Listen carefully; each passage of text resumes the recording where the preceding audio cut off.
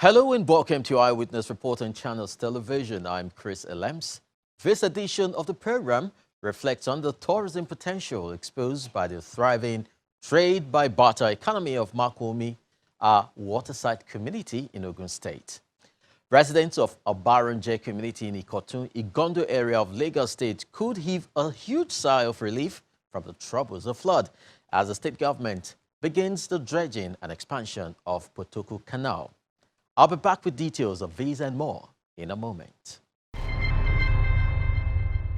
The successful story of trade by barter gives much more to think about on how a rural economy could still thrive in a world where innovation, e-commerce is outplaying banknotes as the medium of exchange. Let's return to Makun, a waterside community in Ogun State. Makun is approximately 177 kilometers away from Abeokuta, the Ogun State capital. The agrarian community in Ogun Waterside local government area is the last of the Ijebu towns, bordered by Ekpe in Lagos to the west, Ijo-Arugbo and Atijere, the largest speaking part of Ondo State, to the south. Due to this proximity to water, the people of Makun engage in logging, fishing and other trading activities.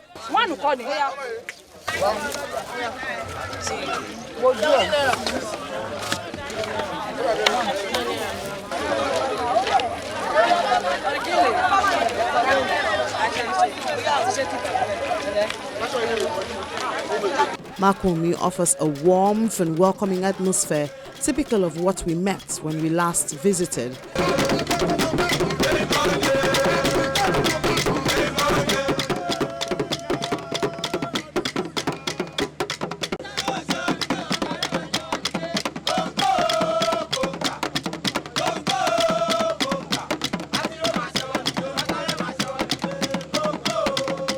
The way of life of the people here remains intact.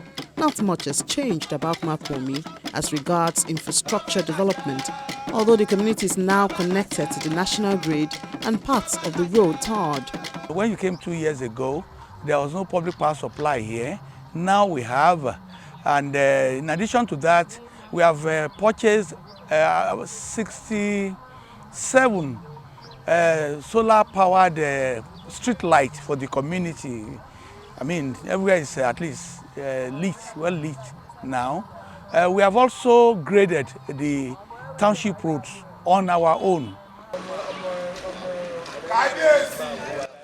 It also has a new palace and a king, the Osobia of Makun.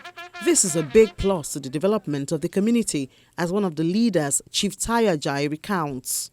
We are lucky to have had a father, a royal father, His Royal Highness, the Osobia of Makun, who is leading the crusade in this community. He is doing wonderfully well. And since his coronation, he has highlighted so many things, and he has been an icon, not just to our community here, but to the entire local government. What we have done within the 2 years, we are going very, very fine. That's the way I will put it. Because there is a steady progress committed to by indigenes of this local government under the leadership of the traditional ruler. So we under the traditional ruler, we were able to formulate or form a group called Makun Omi Transitional Group. That is to lift us from our slumber, from our sleep of the past, now to where we are today. It's a fantastic step towards taking us from this rural environment and bringing us to what is happening in other communities. Despite these developments, Chief Ajayi, who is also a former council chairman, decries the absence of state government in the area. I feel sorry to say that the presence of government is not anywhere in this community. Nothing. Even in the entire local government. Nothing. Not even water.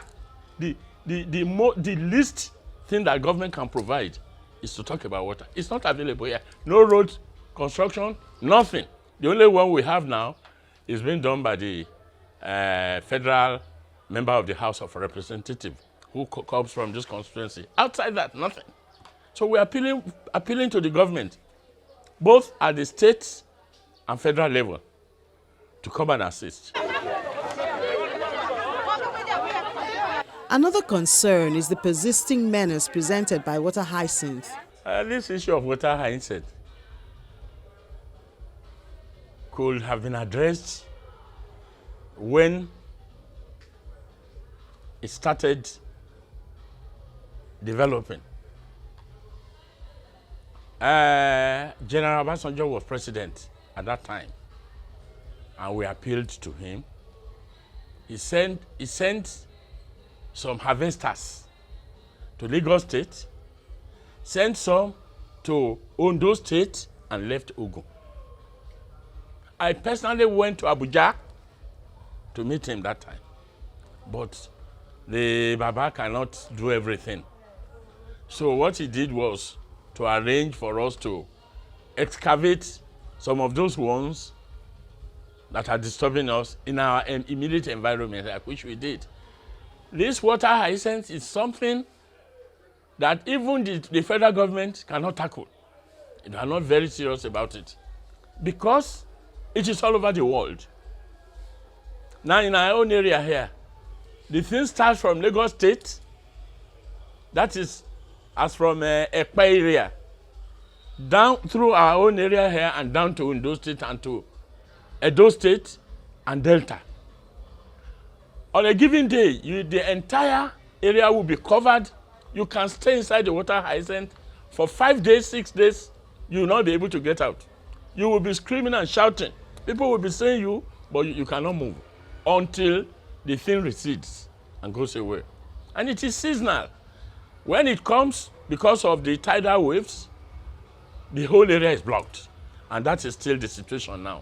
It's not being addressed by any government. The center of attraction is the Ajebo market, which hosts traders and buyers from far and wide who transact in businesses both in cash and by barter. Market activities start from the early hours of the day and last into the night.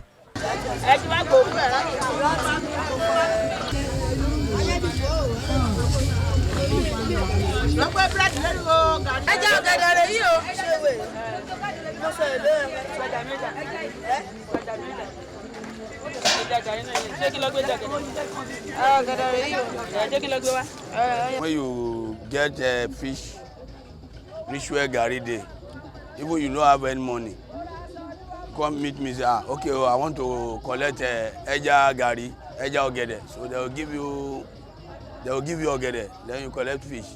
You collect gari, you give me fish. Even if you get bitter leaf, ewuro, you can collect fish. If you get cocoyam, if you get orange, they can mango. Because all these larger people, they like all those things. They can give you fish, collect mango, collect orange, collect pineapple, say anything. I can say now that in the old Ogun State, we are the only one that is doing the trade by barter. When I become the Oba, I realized that my people were really happy with the trade by barter and they are making it. And my vision is that by God's grace, before next year, the trade by barter will be bigger than what we are seeing now, inshallah. And that's my prayer, and that's what I'm working for. There's not been any change effected yet since 2019. Some of the features are already wearing off, including the roof, though it's no distraction to the traders. I have a plan for the market. My plan is that, number one, I want to wall it round and make it a modern market. But the trade by barter will still be going because we are really enjoying it. You know, we don't have money here, but when you have gari, we give you fish. You have banana, we give you something else. We are happy about that, and God is really helping us with that. But by God's grace, I know it will still come better than what we are seeing now. In addition to the contribution communally made to grow Makun, the people have hatched a 5-year developmental plan to make their community the signage of all eyes. We have gathered our sons and daughters within and outside the country, the best of brains, and we have plenty of them, and mapped out a 5-year strategic development plan for every sector: health, education, infrastructure, tourism, most importantly. Because when we also visited the Commissioner for Culture and Tourism in Abeokuta, and during the visit, that's led by my traditional ruler, the Oshobi of Makun, Oba Kazim Adeshino Salami. He led that the delegation. I was privileged to be there too. And the target for the state government is to make Makun the hub of tourism in Ogun State, and we are working assiduously towards achieving that goal. Though the state government has visited to verify claims of the practice of trade by barter within its borders, not much has been done for the people and the tourism potential of Makun. The Commissioner for Culture and Tourism says the state is open to collaboration from organizations or individuals interested in promoting the people of Makun and their cultural practices. That is an untapped potential. Any private organizations, anybody that have interest in trying to make it a befitting market, a world class, in order to be able to scale up their practice to a world class standard, the door is open. We are stretching forth our hand of partnership as a government, that if you have interest in trying to partner with us, then come around, bring your proposal. Let's enter into an MOU, an agreement, so that together we can also make it, a befitting place for every one of us as a community, particularly the indigenous of Ogun State that are all over the world, in the diaspora, in the country, that have interest in building their community. They should come around. The government is ready to partner with anyone. We have our 5 pillars, the agenda, the Shayak 5 pillars. So it's part of it. Infrastructural development. It's part of one of the 5 agendas of this administration. Despite the challenges faced by the community, culture has continued to play a significant role in strengthening their bond of unity through the Okosi or boat regatta, which is one of their practices.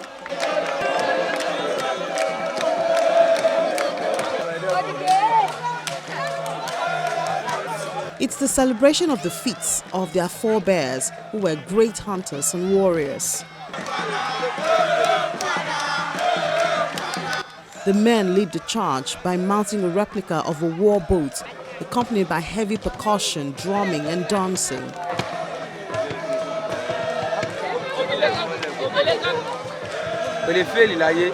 This year's boat regatta has attracted people from all over. We have improved on it. We have modernized it without touching on certain cultural aspects. It's a great improvement, and the turnout has been fantastic. We can boast of more than 4,000 people coming from far and near to watch the famous Okoshi festival. And please take note, Okoshi, which is a boat regatta, started from this town, from Makun, from here, that they took it to Ekpe and some other communities. In the next 3, 4, 5 years, we'll see another Makun. But for now, we thank God Almighty, and we thank, on behalf of my traditional ruler and the people of Makun, Channels TV, for that wonderful focus or documentary you did on Makun. It has really attracted attention, positive one, to this community, and we are not resting on our oars. We want to build on it so that in the next 2 years,